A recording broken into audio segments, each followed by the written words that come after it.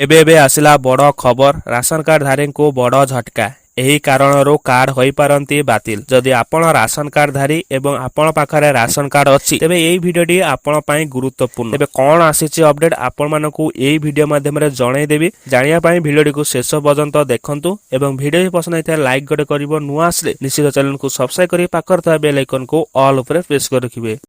अनेक थर ration card update करने को डॉक्यूमेंट आवश्यक होता है किंतु अनेक लोक यह जमा करने को सक्षम नुहंती जेउथिपाई सेमानक रेशन कार्ड बंद हो जाए। खाद्य विभाग द्वारा जारी होउथुबा राशन कार्ड केवल से हिताधिकारी मानक पई उपलब्ध हेबा उचित किंतु अनेक लोक जालियाती करी राशन कार्ड पांती। खाद्य विभाग एहीपरि समस्त राशन कार्ड बंद कर दिए जेउथिपाई सेमाने राशन दुकान रु राशन पाइबार बंद करंती। किंतु जदि आपण राशन कार्ड भूल रे बंद हो जाइछि एवं जदि आपनकर राशन कार्ड भविष्यत रे भूल रे बंद हो जाए तेबे आपण आवेदन दाखल करे एहाकू सक्रिय करि परिबे। तेबे आसंतु जानिबा राशन कार्ड किपरि सक्रिय करिवे। एक बंद राशन कार्ड को सक्रिय सर्वप्रथमे आपण राशन कार्ड को सक्रिय करिबाकू एक आवेदन दाखल करिबाकू पड़िबो। आवेदन फॉर्म पाइबारे एथिरे दिया जाइथिबा सूचना को जत्न सह पूर्ण करंतु।